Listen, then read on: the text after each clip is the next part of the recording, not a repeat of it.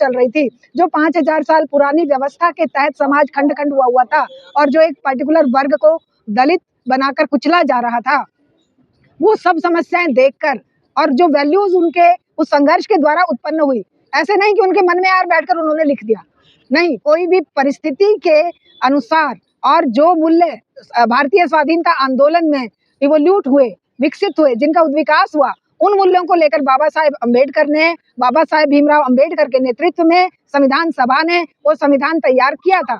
ये कहानी ये लोग कहाँ से जानेंगे बताइए? इन्होंने क्या पढ़ा है कि भारतीय संविधान या भारतीय स्वाधीनता संघर्ष कैसे लड़ा गया?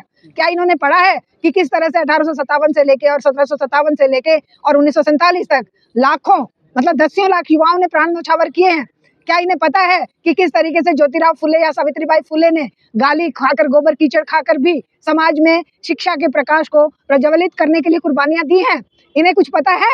पर भी एडमिशन नहीं। बाबा साहब ने मनुस्मृति जलवाई थी, इसलिए हम उनका विरोध करते हैं, इसलिए नफरत करते हैं। बाबा साहब मनुस्मृति ना जलाते तो महिलाएं उठा के जला देंगी ना।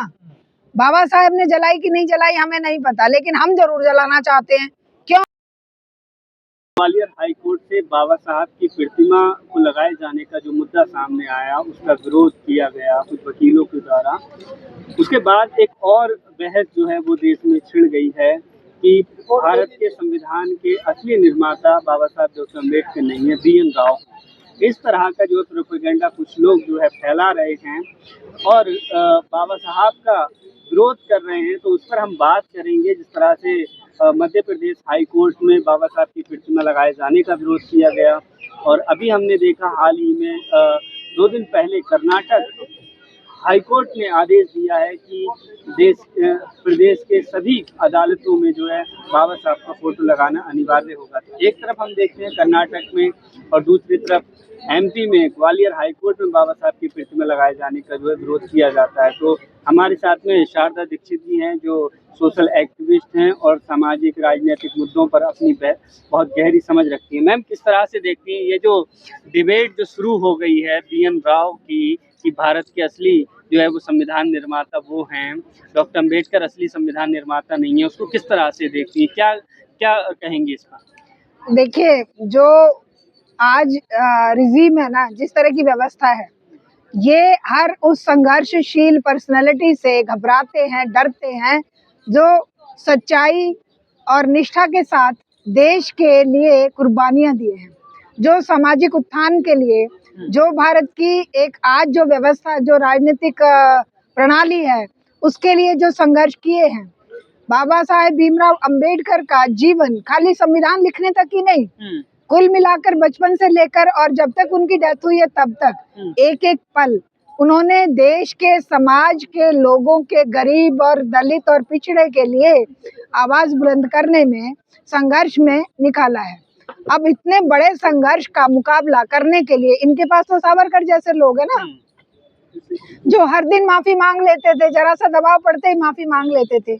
एक तरफ भीमराव अम्बेडकर का चरित्र है, उनका जीवन है कि जो पूरा अपने सब कुछ न्यौछावर करके, सब कुछ अपना समाज और देश और संविधान के नाम करते हुए जीवन जिए, और एक तरफ वो लोग हैं जो जरा सा दबाव अगर अंग्रेजी सरकार ने जेल में डाल दिया तो वो उनके पैरों में लेट गए और बोले कि आप जैसा कहेंगे हम वैसा करेंगे, और जब तक राज सत्ता यहाँ पर है तब तक हम उसके गुलाम रहेंगे। नहीं आता है जो बाबा साहब के विरोधी लोग हैं मैडम, वो कभी तो कहते हैं कि ये संविधान जो है वो पश्चिमी देशों की कॉपी है, कभी कहते हैं इसमें आरक्षण दे करके अम्बेडकर ने जो है सत्यानाश कर दिया, कभी औपनिवेशिक संविधान इसे बताते हैं, और अब कहने लगे कि संविधान BN राव ने लिखा है। तो इन लोगों का जो है क्लियर कुछ स्पष्ट नहीं। ये ना अनपढ़ लोग हैं, अनपढ़ लोगों के साथ आप जिद बहस भी नहीं कर सकते। अनपढ़ लोगों का क्या होता है, वो तो पत्थर के सामने भी रख के जोत बत्ती धूप अगरबत्ती लगा के और दंडवत करने लग जाएंगे, और वो बड़े से बड़े महान पुरुष को, बड़े से बड़े संघर्षशील नेता को भी जीरो बनाने के लिए उसके पैरेलल कुछ भी खड़ा कर देंगे। तो इन अनपढ़ लोगों के, इनका जो ज्ञान है, इनका ज्ञान तो वो 50-60 हजार जो व्हाट्सएप की यूनिवर्सिटी चलती है उसके सर्टिफिकेट लेके चल रहा है, या फिर एंटायर पॉलिटिकल साइंस में MA किए हुए वो बिना किसी आधार के, जो विश्व में ऐसे इस नाम का कोई सब्जेक्ट ही नहीं है, या ऐसे नेतृत्व वाले, ऐसे नेताओं के नेतृत्व में इनका ज्ञान पल्लवित हो रहा है। तो ऐसे लोग क्या जाने कि संविधान किसने लिखा है, ऐसे लोग क्या जाने कि संवैधानिक मूल्य किस तरह से इवोल्यूट हुए हैं। संवैधानिक मूल्य क्या एक दिन में कोई चीज लिखी गई है? क्या एक बार में ही किसी के दिल में आया और किसी ने लिख दिया? नहीं।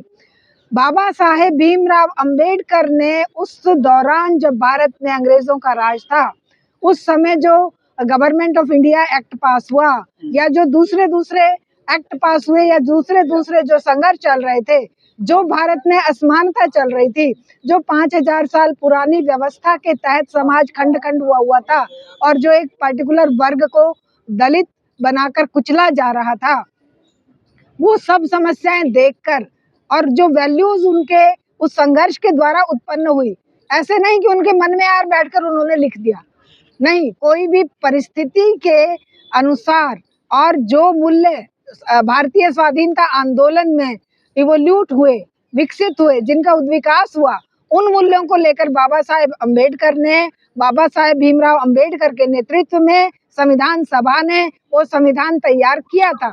ये कहानी ये लोग कहाँ से जानेंगे बताइए? इन्होंने क्या पढ़ा है कि भारतीय संविधान या भारतीय स्वाधीनता संघर्ष कैसे लड़ा गया? क्या इन्होंने पढ़ा है कि किस तरह से 1857 से लेके और 1757 से लेके और 1947 तक लाखों, मतलब दसियों लाख युवाओं ने प्राण न्यौछावर किए हैं? क्या इन्हें पता है कि किस तरीके से ज्योतिराव फुले या सावित्रीबाई फुले ने गाली खाकर, गोबर कीचड़ खाकर भी समाज में शिक्षा के प्रकाश को प्रज्वलित करने के लिए कुर्बानियां दी हैं? इन्हें कुछ पता है? इन्हें कुछ नहीं पता है। इन्हें एक बात पता है कि हिटलर जिस तरीके से विश्व को सेकेंड वर्ल्ड वॉर में झोंका, उसी तरीके से हम एक ऐसी नस्लवादी और ऐसी धार्मिक उन्माद पैदा कर दे जिसके सामने जो भी आए वो बह जाए। बाबा साहब भीमराव अंबेडकर की वैल्यू, या उनके जीवन मूल्य, या उनका संघर्ष, या उनके बनाए संविधान के लिए इनके दिलो दिमाग में कोई आस्था नहीं। क्या वजह क्या लगती है कि बाबा साहब से इतनी नफरत का क्या कारण लगता है? यही कारण हमने स्टैचू का विरोध किया जाता है। हमने बताया ना, विरोध क्यों नहीं करेंगे जब अगलों के पास एक खोखला बंदा है। आप मान लो एजुकेटेड है, आपको सब अच्छाई बुराई सब कुछ पता है, और एक आदमी अनपढ़ है, उस अनपढ़ आदमी को कुछ नहीं पता, या उसको वो मतलब वकील है, हाई कोर्ट के वकील हैं, वो वकालत केवल किताबें पढ़े हैं भाई।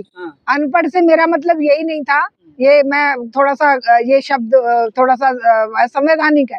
अनपढ़ का मतलब खाली किताबी ज्ञान प्राप्त कर लेने से ही पढ़ा लिखा होना नहीं है।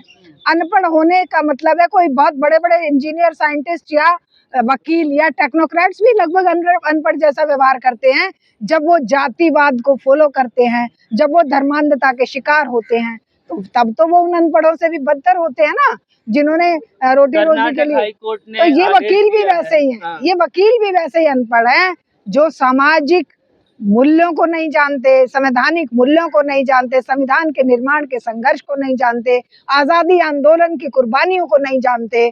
ये आज इनके तो वो भी लोग हैं ना जो ये कह रहे हैं 2014 में देश आजाद हुआ, तो इनसे आप उम्मीद करेंगे कि बाबा साहेब को ये सम्मान दें? और बाबा साहेब का व्यक्तित्व इनके सम्मान का मोहताज बिल्कुल नहीं है।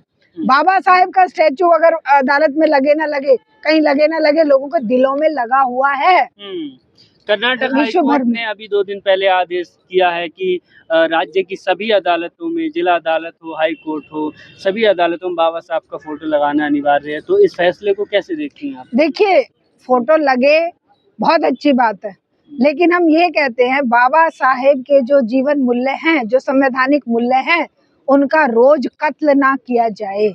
सरकार चाहे कर्नाटका की हो, हम उनको भी ये सवाल करेंगे कि जब शिक्षा के प्रचार प्रसार के लिए संवैधानिक मूल्य दिए हुए हैं, संविधान में बाबा साहेब ने लिखा हुआ है कि 14 वर्ष की आयु तक के हर एक बच्चे को निःशुल्क शिक्षा, उत्तम क्वालिटी की वैज्ञानिक, सेक्युलर और साइंटिफिक मिले, तब क्यों सारी सरकारें स्कूलों को बंद करने की होड़ में लगी हुई हैं? तब वो कहाँ बाबा साहेब के मूल्यों को फॉलो कर रहे हैं? क्या चित्र लगा देने से बाबा साहेब के संविधान का पालन हो जाएगा? नहीं होगा। जो जिनके लिए संघर्ष किया उन्होंने जीवन भर, जो उन्होंने वाक्य दिए कि शिक्षित हो, संगठित बनो और संघर्ष करो, ये मूल्य जब तक समाज नहीं अपनाएगा और सत्ता में बैठे ये सत्ता लोलुप लोग जो हैं, ये बाबा साहेब से जितना घबराते हैं उतना किसी और से नहीं घबराते।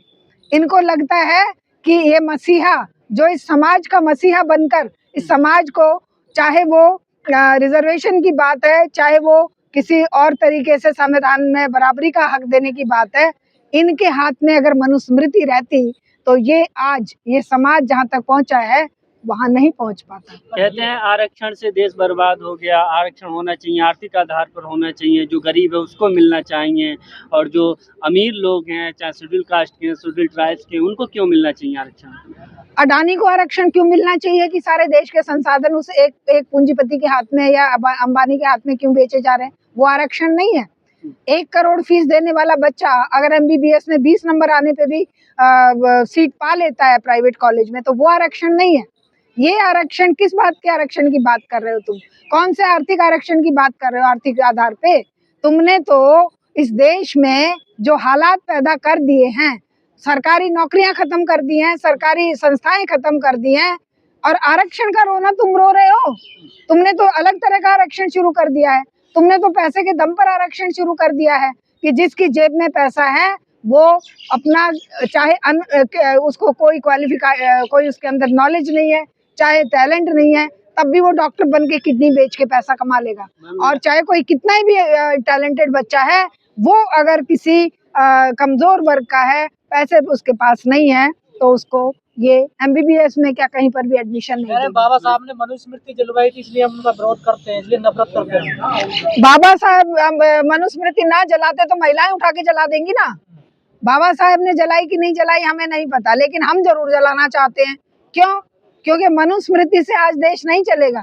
मनुस्मृति जिस जमाने में लिखी गई थी उस जमाने में वो समाज चल गया।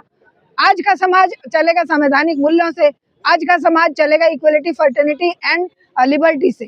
आज का समाज मनुस्मृति के मूल्यों से, 5000 साल पुराने मूल्यों से कैसे चल पाएगा? मेरा सवाल है कि हिंदू व्यवस्था जो है, सामाजिक जो स्ट्रक्चर है वो तैयार किया था मनुस्मृति ने। मनुस्मृति में कुछ चीजें खराब हो सकती हैं, लेकिन उसको जलाना, उसका विरोध करना वो ठीक है। इस तरह के तर्क देते हैं ये लोग।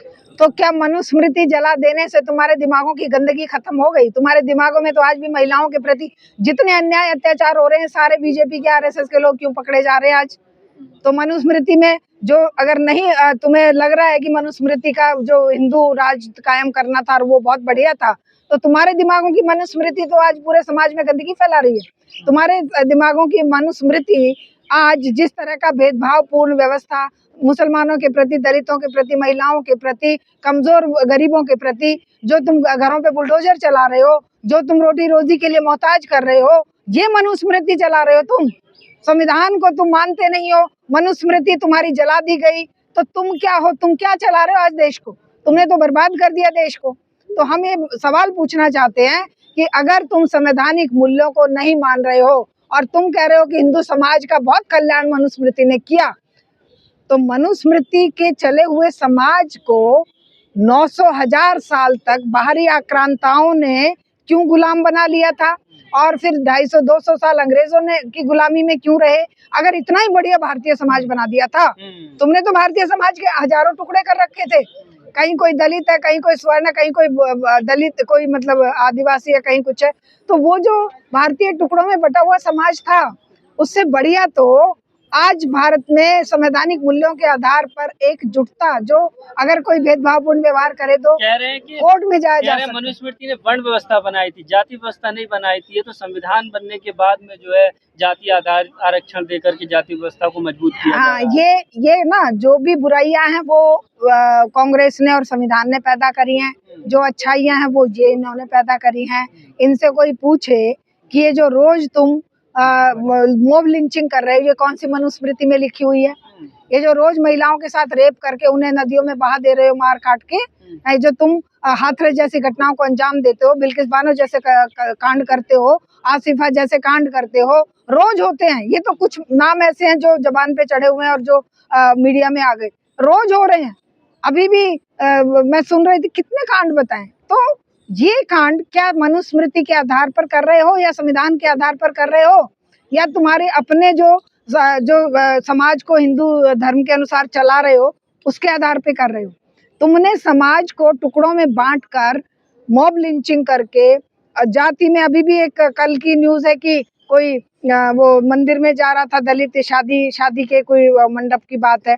तो रोज तो तुम अत्याचार और अन्याय की कहानियां लिख रहे हो, फिर तुम कह रहे हो कि हमारी मनुस्मृति, हमारा फलाना, हमारा ढिकाना, हमारा हिंदू समाज को छोड़ा कहाँ तुमने। ग्वालियर हाई कोर्ट में बाबा साहब की प्रतिमा नहीं लगने देते हैं, लेकिन जयपुर हाई कोर्ट में मनु ऋषि की प्रतिमा लगी हुई है। हाँ, ये सब गड़े मुर्दे उखाड़ेंगे। जो जिंदा हमारे सामने आदर्श हैं, उन आदर्शों को दफनाएंगे, और दफन किए हुए जिनका आज कोई महत्व नहीं है, जो अपने जमाने के साथ खत्म हो चुके, उनको ये लाकर जिंदा करेंगे, जिनका कोई नाम नहीं जानता। तो ये इनकी एक मॉडस ऑपरेंडी है, ये इनके काम करने का तरीका है। लेकिन हम सबको इसका विरोध करना पड़ेगा और लड़ने के लिए खड़ा होना पड़ेगा।